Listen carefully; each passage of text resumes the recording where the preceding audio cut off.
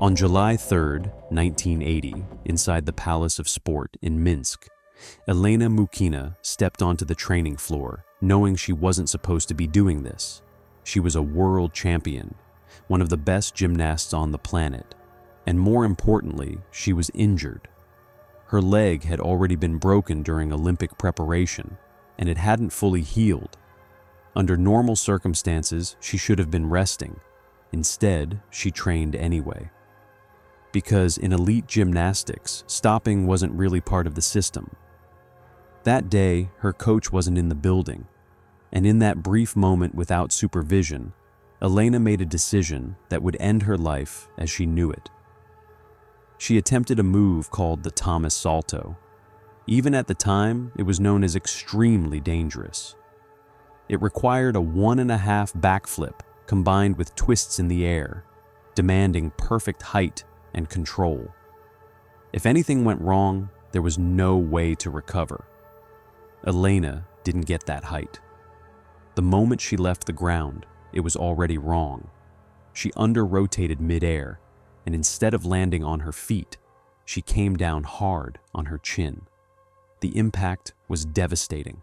3 vertebrae in her neck snapped instantly. Her spinal cord was severely damaged. At 20 years old, Elena Mukhina became a quadriplegic. She would never walk again, never train again, never live independently again. But what makes this story even more disturbing is what happened after. Because the Soviet Union couldn't afford for this to become public before the Moscow Olympics. She was one of their biggest stars, and admitting she had been paralyzed in training would damage the entire image of Soviet dominance. So they covered it up. At first, newspapers simply said she had a minor injury and was recovering.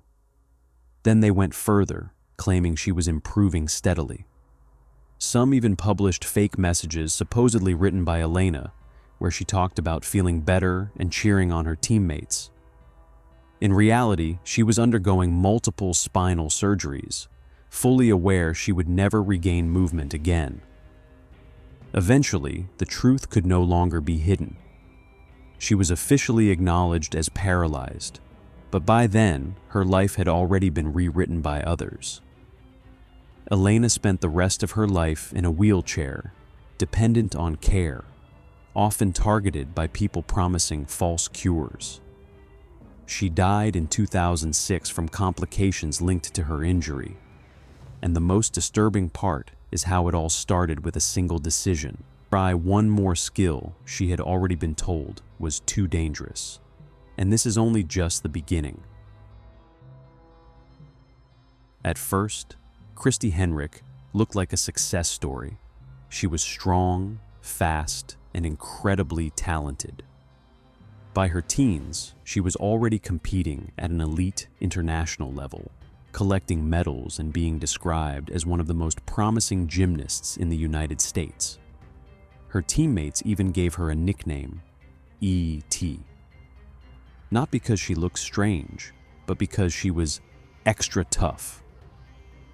But everything started to shift after one competition in 1988. Christy narrowly missed qualifying for the Olympic team by a fraction of a point, a difference so small it couldn't even be seen by the human eye. In gymnastics, that kind of loss doesn't just hurt, it defines everything that comes after. She decided to push harder for the next Olympic cycle, and that's when the pressure changed direction. During an international meet, a judge pulled her aside and told her she needed to lose weight. At the time, Christy was around 93 pounds. At 4 feet 10 inches, she was already extremely small. But in the world she was in, that wasn't small enough. That moment became the turning point. Because in elite gymnastics during that era, body image wasn't just discussed, it was enforced. Daily weigh-ins were normal. Some athletes were weighed multiple times a day. Coaches controlled food intake. Some gymnasts were pushed into extreme calorie restriction while still training for hours every day. She started restricting her eating more and more. slowly at first, then completely. What makes her story especially disturbing is how normal the environment around her treated it. She wasn't the only one. Entire training systems were built around controlling weight. Athletes were praised for being light and criticized for normal physical development. In Christy's case, the pressure became internal. She kept training, but her body started breaking down. She became weaker, more fragile, and less able to recover. Still, she kept going because stopping meant falling behind. Her condition worsened into a severe eating disorder. By her early 20s, she weighed just 47 pounds. She was still being described in media coverage as an athlete with discipline and dedication, even as her body was shutting down. She understood what was happening to her, but couldn't stop it. By 1994, her body could no longer continue. Multiple organ failure set in, and at just 22 years old, Christy Henrich died. After her death, headlines described her story as an obsession gone too far. But that misses the point. Christy didn't fall into this alone. She was shaped by a system where extreme weight control wasn't an exception. It was the standard. And by the time anyone tried to call it what it was already too late to undo what had been done. Julissa Gomez was one of those gymnasts who looked like she was born for it. Fast, fearless, and naturally gifted, she rose quickly through the ranks in Texas gymnastics. Her family poured everything into her career: money, time, stability, even distance from each other. Everyone believed she was on a direct path to the Olympics. But gymnastics at that level doesn't really work like a straight line. It's more like a narrowing tunnel. At first, Julissa trained under intense systems that pushed difficulty above everything else. She moved between coaches, trying to find the right environment, but the pressure never really changed. The expectation was always the same: increase difficulty or fall behind. Eventually, she began training under coaches connected to elite-level systems that emphasized extremely high-risk skills. One of those skills was the Yurchenko-style vault. It sounds technical, but the danger is simple. The gymnast runs at full speed, flips backward onto a springboard without seeing it, and then launches blind toward the vault table before twisting in the air. If anything is off by even a fraction of a second, there is no time to correct it. And in Julissa's case, something was already off. Coaches noticed she consistently came too close to the back edge of the springboard. That tiny misalignment meant her takeoff wasn't always stable. It was a warning sign, but not one that stopped her from competing. In 1988, she was sent to an international competition in Japan. It was meant to build experience ahead of Olympic trials. She performed well on the first day and even qualified for finals. Everything looked on track, but behind the scenes, something was different. She had started to feel uneasy about the vault she would have to perform the next day.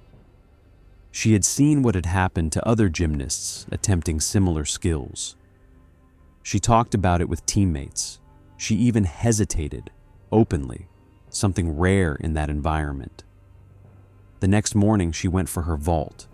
She sprinted down the runway, hit the board, launched into the air. But her feet weren't fully on the springboard. That small mistake changed everything. Her rotation failed. She didn't clear the vault properly. Instead of landing safely, she crashed headfirst into the apparatus. Her neck snapped on impact. Julissa Gomez was 15 years old. She was rushed to the hospital and placed in intensive care, but the damage was irreversible. She never recovered fully and later died from complications related to her injury.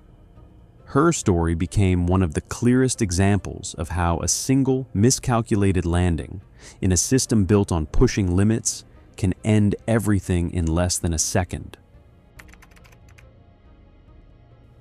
Melanie Coleman didn't grow up around gymnastics as a distant dream. She grew up inside it. Her family was deeply connected to the sport, and from a young age, she was constantly around gyms, training halls, and competitions. It didn't take long before she started doing it herself. And when she did, she was good, really good. By the time she reached elite youth levels, Melanie had already become a level 10 gymnast, the highest tier in the junior system. Later, in college, she became a team captain and a national scholastic All-American. She wasn't just participating in gymnastics, she was excelling in it while also studying nursing. On paper, everything about her looked balanced, controlled, successful. But gymnastics doesn't really separate life neatly like that. In November 2019, Melanie was training at a gym she knew better than almost anywhere else. It wasn't a new facility. It wasn't an unfamiliar environment. It was a place she had spent years in, first as a child, then as a competitor, then as a coach helping younger athletes. During a routine on the uneven bars, something went wrong. The exact moment isn't fully clear, but what is known is that she fell in a way that caused a severe spinal injury. It was the kind of accident that doesn't need extreme height or a new skill, just a small miscalculation at the wrong moment. She was rushed to the hospital immediately. Despite medical intervention, her condition was critical from the start. 2 days later, Melanie Coleman died at just 20 years old. What makes her story stand out is how ordinary everything around it was. After her death, tributes poured in from across the gymnastics community. Coaches, teammates, and universities described her as dedicated, kind, and deeply committed to the sport she loved. But beneath those messages was a quieter reality that runs through all these stories. Taqdir Albari was 19 years old, and he was just getting started. A young Indonesian gymnast, he had recently broken into the international scene and was already being seen as a rising talent. The kind of athlete with enough potential that people start quietly projecting what they might become years down the line. In 2025, he traveled to Russia with a small group of teammates to train at a high-level facility while preparing for the World Championships. The competition itself was especially important because it was scheduled to take place in Jakarta, his home country. For him, this wasn't just another event. It was the biggest opportunity of his career so far, and it was coming back to where his story began. During training at a gymnastics facility in Penza, he was working on high bar elements inside a foam pit. On paper, foam pits are designed to reduce risk. They exist to absorb impact during practice so athletes can safely attempt difficult skills. But safety in gymnastics is never absolute. Something went wrong during one of his rotations. The exact details were never fully explained publicly. But what is known is that he landed incorrectly inside the foam pit. Instead of cushioning the fall, the position of his body and the force of impact caused severe neck trauma. He was rushed to hospital immediately. For nearly 2 weeks, he remained in intensive care, while his family and teammates waited for updates. On September 25, 2025, Taqdir Albari died from his injuries. He was 19 years old. After his death, officials described him as unprepared for the complexity of the skill he was attempting. A statement that, to many, felt cold in contrast to the scale of what had just been lost. Because behind that sentence was a young athlete training for a world championship in his own country, who never got the chance to return home for it. Cara Welsh was everything gymnastics was supposed to produce: disciplined, focused, successful, and by every athletic measure, extremely talented. She was a national vault champion at the collegiate level, competing for the University of Wisconsin-Whitewater, where she had built a reputation for performing best under pressure. Coaches described her as someone who didn't crack when things got difficult. She pushed through. Outside the gym, she was studying business management and planning for life after sport. She wasn't just an athlete living in the moment, she was preparing for the future too. And that's what makes her story so unsettling. Because gymnastics wasn't what ended her life. In August 2024, Cara was at her boyfriend's apartment when a violent domestic incident occurred. Police reports later confirmed that she was shot multiple times inside the residence. Despite emergency response, she did not survive. She was 21 years old. The details of what happened inside the apartment are difficult to process because they stand in such contrast to everything that came before it. A gymnast who had survived years of high-impact training, landings, vaults, and controlled risk inside a sport known for injury, ultimately losing her life in an environment completely outside of it. Her boyfriend, a former collegiate wrestler, was arrested at the scene and later charged in connection with her death. What makes Cara's case so haunting in the context of this story is the contrast. She had survived everything gymnastics demanded of her: the repetition, the pressure, the physical risk, the constant possibility of injury that every elite gymnast lives with. But none of that was what took her life. Her death became another reminder that sometimes the greatest danger isn't the sport an athlete spends their life mastering, but what exists outside of it when the training ends and the day is supposed to be over. Sang Lan was 17 years old when she stepped onto the vault runway at the 1998 Goodwill Games in New York. She wasn't new to this. She was one of China's top young gymnasts, trained from a very early age inside a system built for precision and repetition. By this point in her career, she had already performed the vault hundreds, maybe thousands of times. That night, she was only doing a warm-up attempt. No medals on the line, no final pressure, just a routine vault before competition.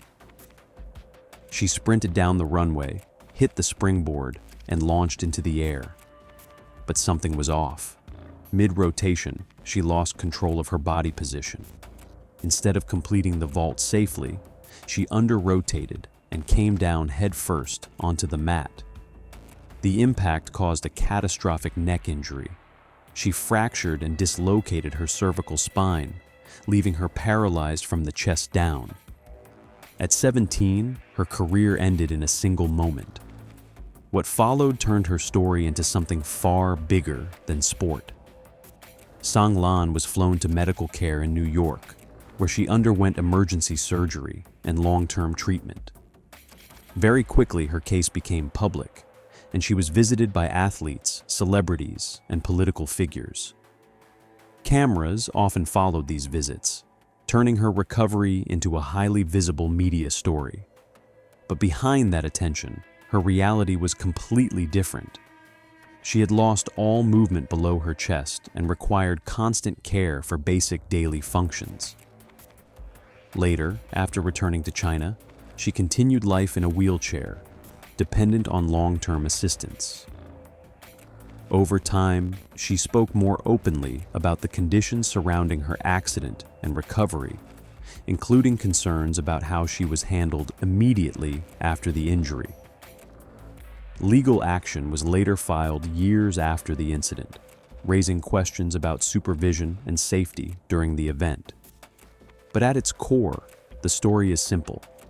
A 17-year-old athlete, a routine vault she had done countless times before, a single miscalculation in the air, and a life changed forever in less than a second.